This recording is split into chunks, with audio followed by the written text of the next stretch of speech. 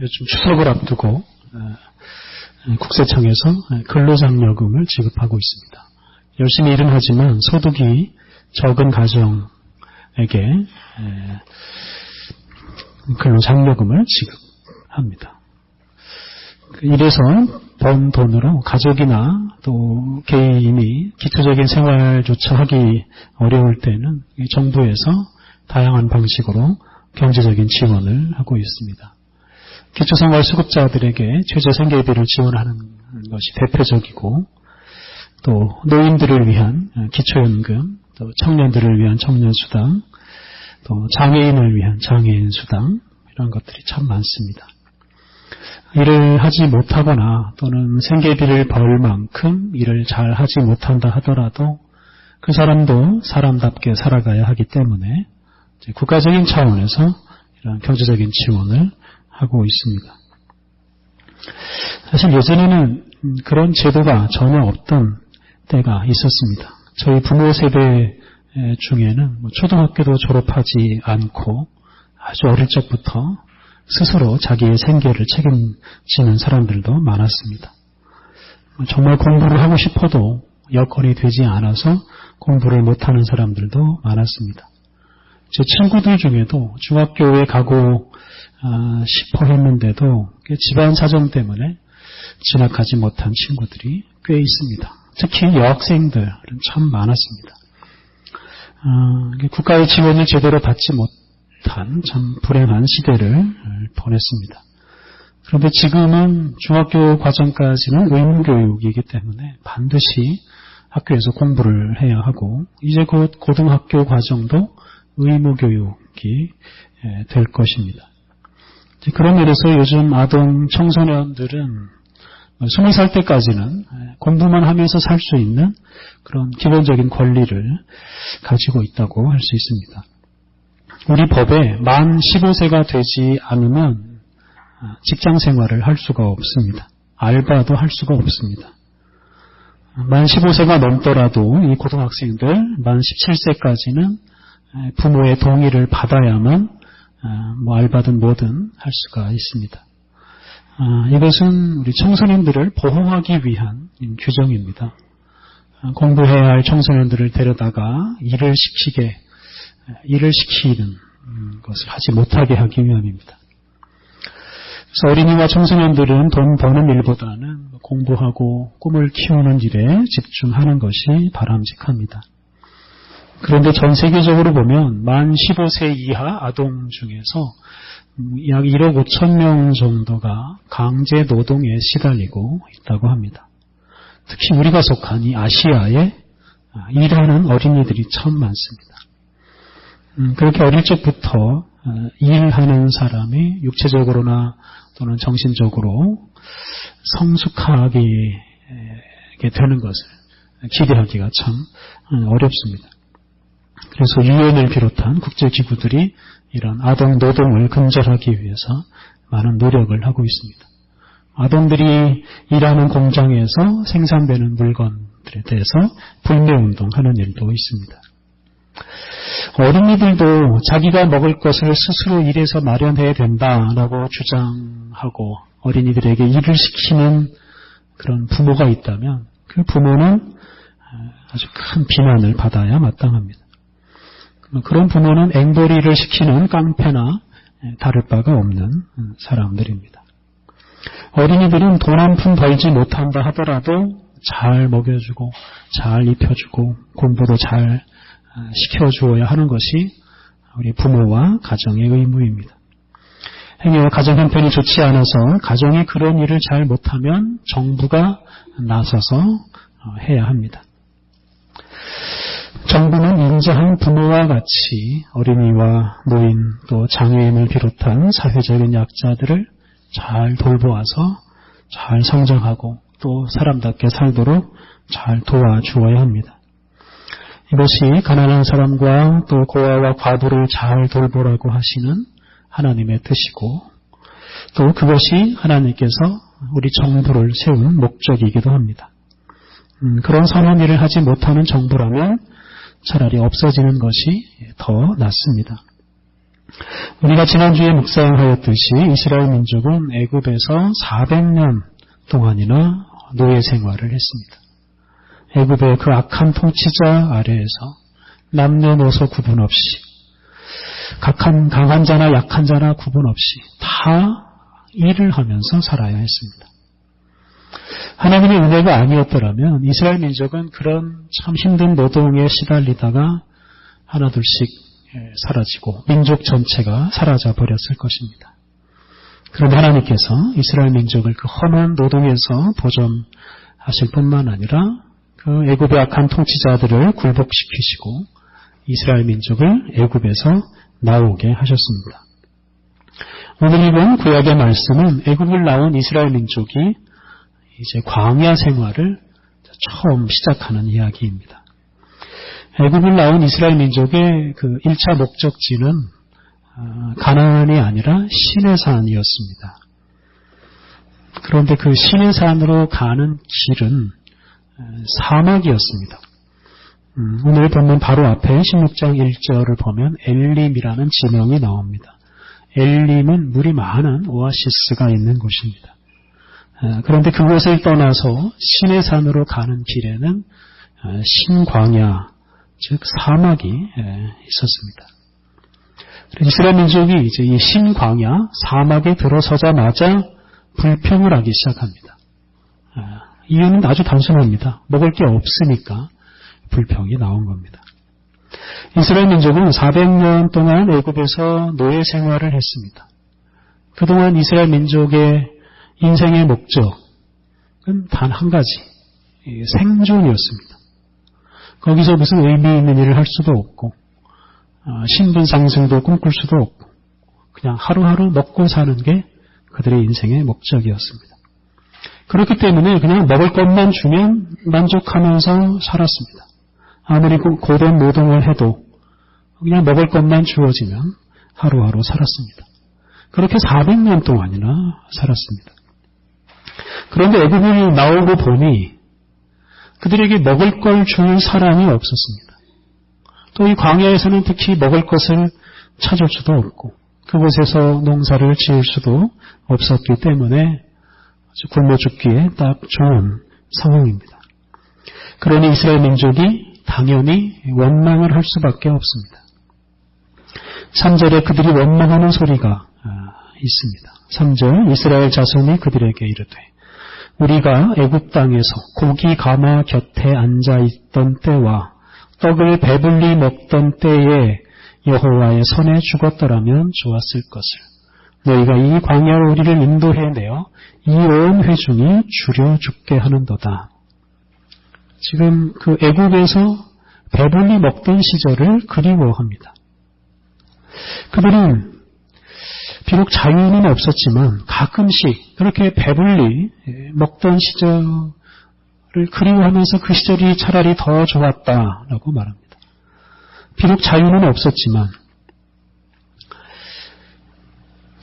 그 시절을 그리워합니다. 그러니까 애굽에서 노예로 사는 것이 더 나았다라고 말하고 있습니다.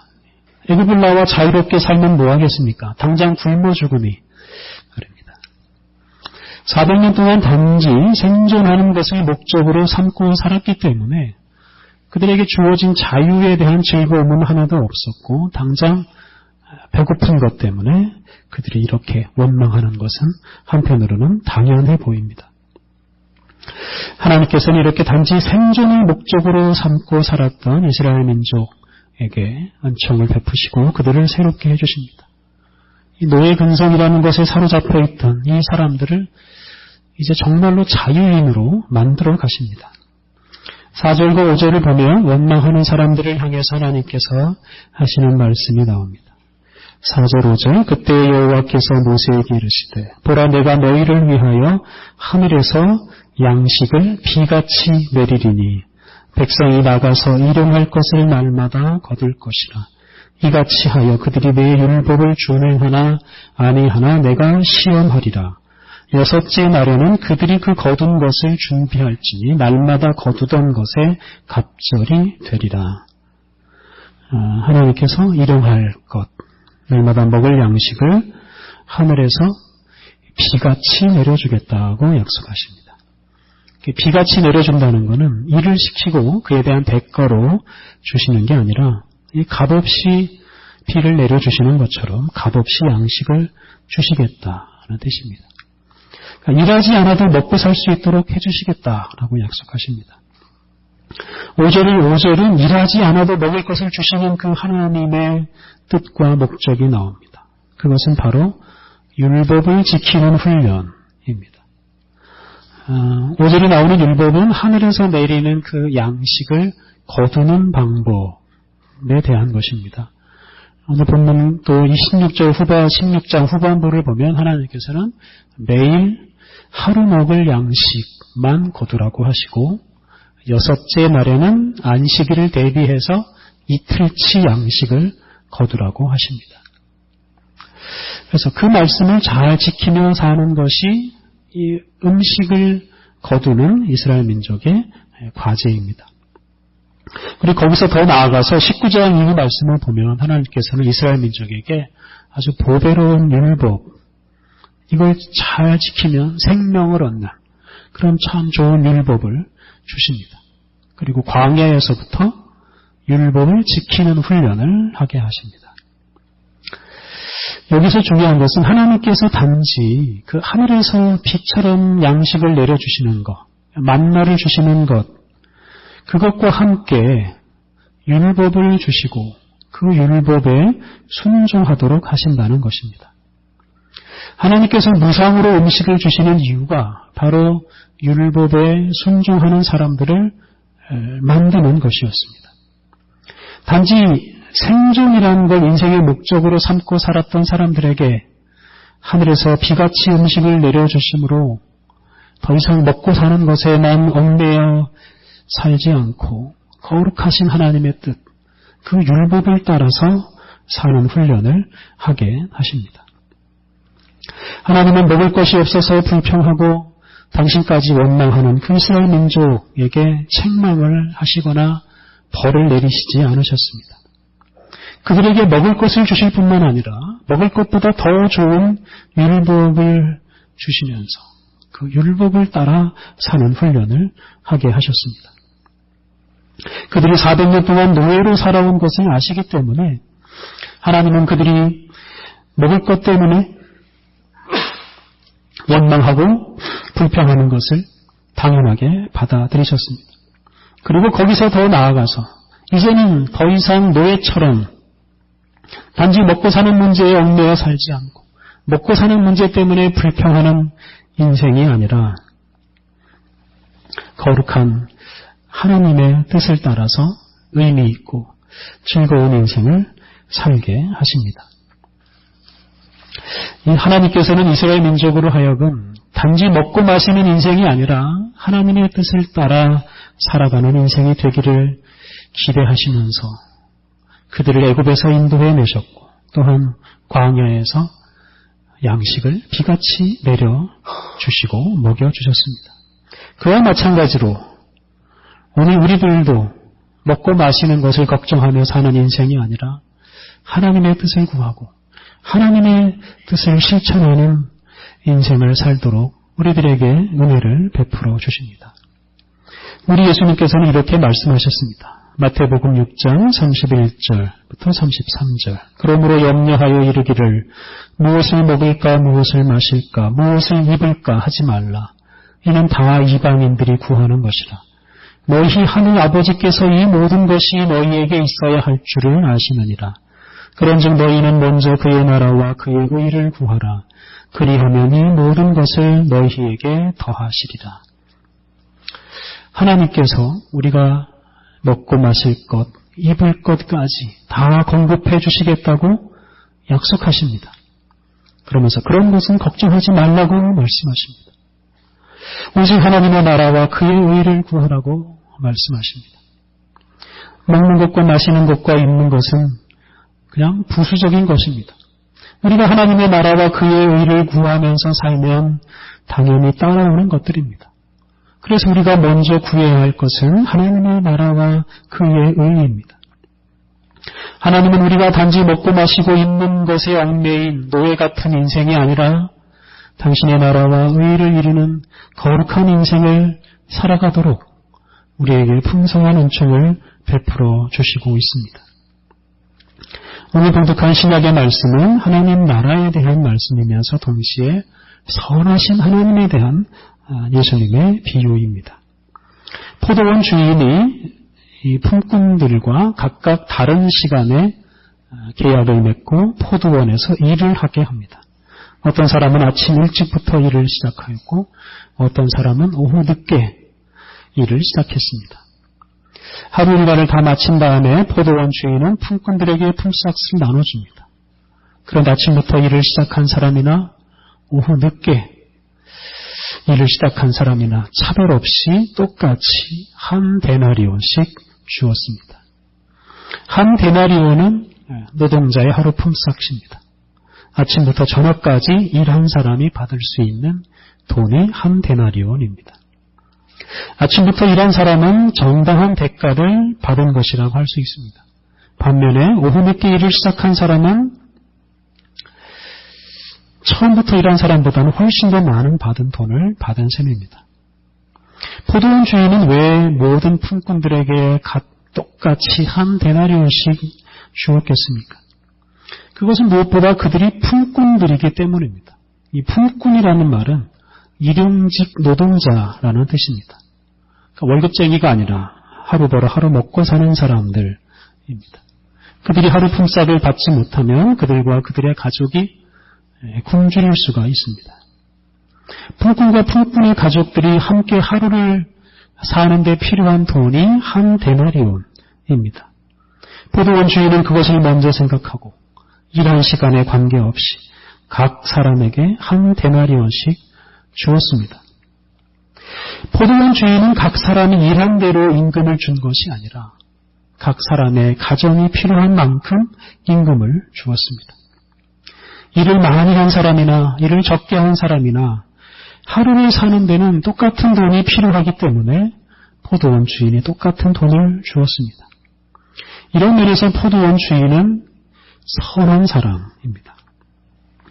아침 일찍부터 와서 일한 사람들은 가장 늦게 온 사람들에 비해서 거의 10배 많은 일을 하고도 똑같은 돈을 받았기 때문에 기분이 좀 상했을 수도 있습니다. 하지만 하루 일을 하고 하루 품삯을 받았기 때문에 억울할 것은 없습니다. 가족들과 함께 하루를 살 수 있는 돈을 받았으니까 감사한 일입니다. 그런데 그들이 불평을 했습니다. 그러자 포도원 주인은 그 사람들에게 책망을 합니다. 다른 사람보다 더 많은 일을 한 것을 근거로 더 많은 돈을 받아야 한다고 주장하고 불평하는 사람들에게 주인이 책망을 합니다. 포도원 주인은 자신의 선한 뜻을 이해하라고 부탁합니다. 그들은 괜한 불평을 함으로써 아침 일찍부터 와서 일을 참 잘하고도 칭찬은커녕 책망을 받고 돌아갔습니다. 예수님은 이 비유를 마치면서 이렇게 말씀하십니다. 16절 이와 같이 나중된 자로서 먼저 되고 먼저 된 자로서 나중되리라. 먼저 된 자는 아침 일찍부터 와서 하루 종일 일을 하고 하루치 임금을 받은 사람, 임금을 받을 자격이 충분한 사람입니다. 나중된 자는 일한 시간이 적어서 하루치 임금을 달라고 주장할 수 없는 자격이 없는 사람입니다. 먼저 된 자는 당당하게 임금을 받을 수 있었습니다. 하지만 그가 선한 이 주인의 마음을 헤아리지 못함으로 결국 책망을 받고 사람들에게 수치를 당하고 먼저 된 자였지만 나중되고 말았습니다. 악인이나 의인을 구분하지 않고 그들에게 똑같이 해를 비추어 주시는 하나님, 의로운 자와 불의한 자를 구분하지 않으시고 그들에게 똑같이 비를 내려주시는 이 선하신 하나님을 우리들이 이해하지 못하면 우리들 역시 수치를 당할 수 있습니다. 사랑하는 성도 여러분, 우리가 믿는 하나님은 선하신 하나님이십니다. 시편 103편 10절 11절 우리의 죄를 따라 우리의 처벌하지는 아니하시며 우리의 죄악을 따라 우리에게 그대로 갚지는 아니하셨으니 이는 하늘이 땅에서 높음같이 그를 경외하는 자에게 그의 인자하심이 크심이로다. 하나님의 인자하심은 하늘보다 높고 큽니다. 만약 하나님께서 그냥 우리가 행한 대로 우리에게 그대로 갚아주시는 분이시라면 우리는 이 세상에 존재할 수 없었을 것입니다. 우리는 다 지옥에 떨어져야 마땅합니다. 하나님은 우리를 항상 선한 눈으로 바라보십니다. 하나님은 인자하신 분이시기에 우리를 참아주시고 우리를 용서해 주시고 우리가 수고한 것 그 이상으로 우리에게 후하게 베풀어 주십니다. 그렇게 하심으로 우리들이 하나님의 사랑을 깨닫고 하나님의 자녀로서 살아가게 해주십니다. 생존의 얽매인 노예가 아니라 하나님의 뜻을 실천하는 거룩한 사람으로 살아가도록 하나님께서 우리에게 풍성한 은혜를 베풀어 주십니다. 제가 고등학교 시절에 저의 가정은 경제적으로 거의 파탄이 난 상태였습니다. 선친께서 여러 가지 사업을 했는데 계속 실패해서 적자가 누적되고 결국 저의 집의 재산이 다 경매로 넘어가기도 했습니다. 저는 그 당시에 집을 떠나서 공주에 있는 학교에서 공부를 하고 있었는데요. 하숙비는커녕 등록금도 낼 형편이 아니었습니다. 그런 와중에 제 형과 동생도 공부를 하고 있었습니다. 당시는 제대로 먹거나 제대로 입을 수도 없는 그런 상황이어서 이게 공부라는 게 사치처럼 느껴지기도 했습니다. 그런데 그런 상황에서 선하신 하나님의 손길을 참 많이 경험했습니다. 삼형제 중에 한 사람도 공부를 포기하지 않았습니다. 저는 정말 아무 대책 없이 서울까지 와서 계속 공부를 했습니다. 그리고 이웃과 친척을 통해 베푸시는 그런 하나님의 은혜를 많이 경험하면서 공부를 마칠 수 있었습니다. 수고한 대로 또 행한 대로만 갚아주시는 하나님이었더라면 제가 이 자리에 있을 수 없었을 것입니다.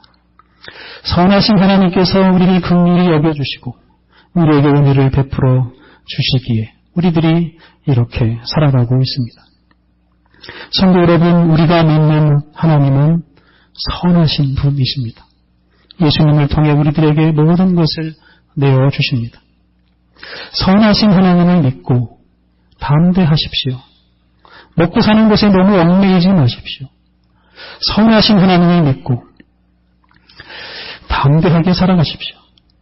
생존하는 것에 목표를 두지 말고 하나님 안에서 큰 뜻을 품고 그 뜻을 위해 살아가십시오. 선하신 하나님은 지금도 우리에게 은혜를 베푸시면서 우리로 하여금 당신의 자녀답게 권세 있는 인생을 살아가게 하십니다. 또 예수님의 제자답게 복음의 증인으로 살아가게 하십니다. 이토록 선하신 하나님을 믿고 생존에 대한 염려와 근심은 다 내어버리시고 담대하게 거룩한 인생, 더 차원 높은 인생을 살아가시기를 바랍니다. 우리 함께 기도하시겠습니다. 우리를 구원하셔서 그리스도인으로 또한 하나님 나라 소망을 가진 사람으로 살아가게 하시는 하나님, 또한 우리가 그러한 사람으로 살아가도록 때마다 일마다 은혜를 베풀어 주시는 하나님 감사합니다. 이렇게 복되고 귀한 소망과 사명을 가진 사람인 것을 우리들이 잊지 않게 하옵소서. 우리들이 먹고 사는 일에 얽매이지 않게 하옵소서. 그 일에 얽매여서 불평하거나 원망하지 않게 하옵소서. 선하신 하나님을 믿고 힘들어 보여도 하나님의 뜻이라고 확신한 일에 담대하게 뛰어들게 하옵소서. 그리하여 모든 사람들이 하나님 안에서 하나님의 사랑을 충만히 경험하는 아름다운 세상을 이루어 가게 하옵소서. 예수님의 이름으로 기도드립니다. 아멘.